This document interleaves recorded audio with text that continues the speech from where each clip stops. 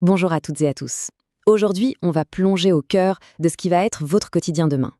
On va parler data et intelligence artificielle. Mais attention, pas comme un truc de science-fiction, non, plutôt comme vos futurs meilleurs alliés pour devenir ce qu'on appelle un conseiller augmenté. Alors, prêt à découvrir vos nouveaux super-pouvoirs? Allez, c'est parti. Franchement, cette citation, elle résume absolument tout. C'est pas de la magie, c'est pas de la divination, c'est la nouvelle réalité du métier. L'objectif, vous voyez, il est en train de basculer. Il ne s'agit plus seulement de répondre à un besoin exprimé, mais bien de l'anticiper. Et ça change tout. Bon, avant même de parler d'outils, d'IA, de tout ça, il faut qu'on soit bien d'accord sur le point de départ, la raison pour laquelle tout ça arrive. Et la raison, elle est simple. Le client a changé profondément. C'est la nouvelle réalité. Regardez bien ce chiffre, 84%. C'est énorme. Ça veut dire quoi? Ça veut dire que les règles du jeu ont complètement changé. La bataille, aujourd'hui, elle ne se gagne plus uniquement sur le taux du crédit ou le prix de l'assurance. Elle se gagne sur l'expérience, sur le ressenti, sur la qualité de la relation. C'est devenu le principal terrain de jeu. Et ça nous amène directement à cette évolution qui est juste cruciale. Avant, on était dans une logique de mass market. En gros, le même produit, la même pub pour tout le monde. Aujourd'hui, on est passé au market of one. C'est-à-dire que chaque client s'attend à être reconnu comme un individu unique, avec des besoins uniques et donc des solutions uniques. On a quitté l'ère du prêt-à-porter pour entrer de plein pied dans l'ère du sur-mesure. Et attention, ce n'est pas juste une petite tendance, c'est une attente de fond.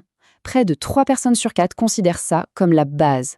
Qu'on comprenne leurs attentes spécifiques, ce n'est plus un plus, ce n'est plus une option, c'est devenu un prérequis, c'est non négociable. Et là où ça devient vraiment, vraiment intéressant, c'est que cette personnalisation, elle a une valeur concrète, monétisable. Les 2 tiers des clients nous disent être prêts à payer plus pour avoir une expérience au top. Ce qui veut dire que bien faire son travail sur la relation client, ce n'est pas juste une dépense, c'est un vrai levier de chiffre d'affaires. Et pour finir de se convaincre, ce grand classique du commerce nous le rappelle. Aller chercher un nouveau client, ça coûte une petite fortune par rapport au fait de garder un client qu'on a déjà. Donc, maîtriser cette nouvelle relation client, cette hyper-personnalisation, c'est tout simplement la clé de la rentabilité et de la performance sur le long terme. Bon, d'accord, le client est plus exigeant, il veut du sur-mesure, de la proactivité. La question c'est comment on fait? Comment on répond à des attentes aussi élevées? Eh bien, c'est là que ça devient passionnant. Voici ce qu'on pourrait appeler vos nouveaux super-pouvoirs, le fameux toolkit du conseiller augmenté. Le premier de ces super-pouvoirs, la base de tout, c'est le CRM. Alors il ne faut surtout pas voir ça comme un simple logiciel de contact. Non, le CRM, c'est bien plus. C'est le système nerveux central de votre relation client. C'est l'endroit où tout converge, toutes les infos, tous les contacts. C'est ce qui permet d'avoir cette fameuse vue à 360 degrés sans laquelle on ne peut rien faire. Et le carburant qui fait tourner ce système nerveux, c'est la data, la donnée. Qu'est-ce que c'est concrètement?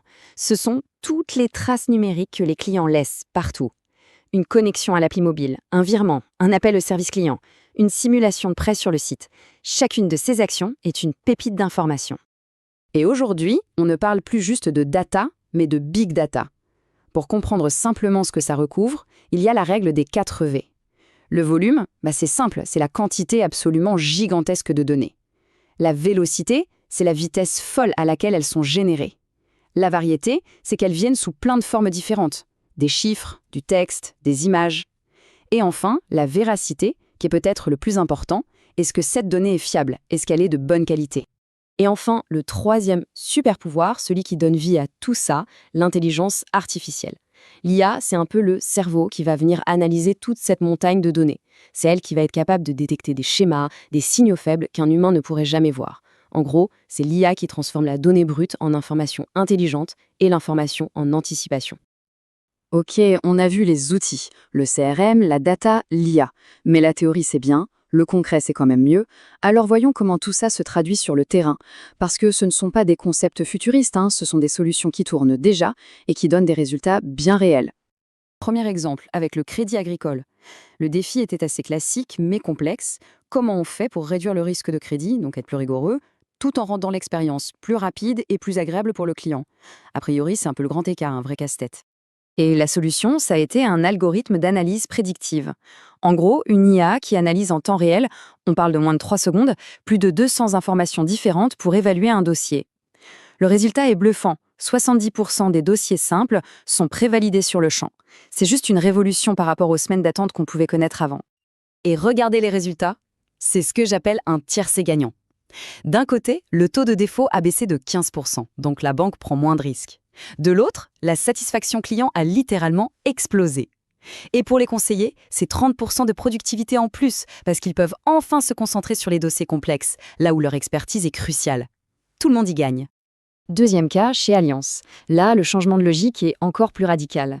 L'idée, ce n'est plus d'être le meilleur pour indemniser un sinistre quand il arrive, mais d'utiliser la technologie pour qu'il n'arrive pas. On passe d'un assureur réparateur à un assureur protecteur, du curatif au préventif. Comment ils font ça? Avec l'assurance connectée. Ils installent chez les clients volontaires des petits capteurs intelligents. Détecteurs de fumée, de fuite d'eau, d'intrusion. Ces capteurs envoient des données en permanence et des algorithmes recherchent la moindre petite anomalie. Le début d'une fuite d'eau, hop, une alerte est envoyée immédiatement avant que le plafond ne s'écroule. Et le résultat, il est juste sans appel. Moins 60% des sinistres liés aux dégâts des eaux. C'est une démonstration parfaite de comment la technologie, la data, peuvent complètement retourner un modèle économique pour le plus grand bénéfice du client final et bien sûr de l'assureur. Alors, c'est super d'avoir tous ces outils, ces super pouvoirs, mais le vrai enjeu, vous vous en doutez, c'est de savoir s'en servir, de passer de la possession de l'outil à la maîtrise de la stratégie. C'est là que le vrai travail de pilotage commence. Pour ça, il existe une méthode toute simple mais ultra puissante. C'est le cycle PDCA. Plan, do, check, act. En français, planifier, faire, vérifier, agir. On analyse la data pour se fixer des objectifs clairs. On lance les actions, on mesure les résultats et on compare avec ce qu'on voulait. Et enfin, on ajuste. Ce qui marche, on le généralise. Ce qui ne marche pas, on le corrige. C'est une boucle, on ne s'arrête jamais de l'améliorer. Et dans ce nouveau monde, il y a une nouvelle compétence qui devient absolument fondamentale. C'est le prompting. C'est quoi ce mot barbare? C'est tout simplement l'art de bien parler à une intelligence artificielle, de lui donner des instructions, des consignes qui soient hyper claires et précises. Parce qu'il faut retenir une chose, la qualité de la réponse de l'IA dépend à 100% de la qualité de la question qu'on lui a posée. Et pour bien prompter, heureusement, il y a une petite recette. 5 clés à avoir en tête. D'abord, le rôle. Dites à l'IA qui elle doit être. Ensuite, le contexte. Donnez-lui toutes les infos de la situation. L'objectif, qu'est-ce que vous voulez obtenir précisément? Les contraintes, un ton particulier, une certaine longueur. Et enfin, le format. Vous voulez un tableau, une liste à puces, un email? Avec ça, vous pilotez l'IA au doigt et à l'œil. Tout ce qu'on vient de voir nous amène à une conclusion assez logique. Votre métier, notre métier, est en pleine transformation. Alors, essayons de dessiner à quoi va ressembler le conseiller de demain. Le virage est radical. Bien sûr, les compétences d'aujourd'hui, comme la connaissance des produits ou la gestion administrative, ne vont pas disparaître, mais elles ne seront plus suffisantes. Demain, la valeur ajoutée se déplacera vers l'interprétation des analyses de l'IA, le conseil stratégique à haute valeur et une posture de coach financier qui pilote la relation digitale. On passe de l'exécution à la stratégie. Et voilà le point le plus important à retenir. La finalité même du métier change. L'objectif n'est plus tant de vendre un produit X ou Y, mais de devenir un véritable coach, un partenaire de confiance qui va s'appuyer sur la puissance de l'IA pour guider ses clients à chaque étape importante de leur vie. On va finir là-dessus. C'est une phrase qu'on entend beaucoup, mais qui est tellement vraie. L'IA n'est pas une menace qui va remplacer le conseiller. C'est un outil, un levier de performance extraordinaire. En revanche, le conseiller qui saura s'en servir remplacera, ça c'est certain, celui qui restera sur le bord de la route. Alors la vraie question, ce n'est pas de savoir si le métier va changer. La vraie question, c'est: êtes-vous prêt à devenir ce conseiller augmenté ?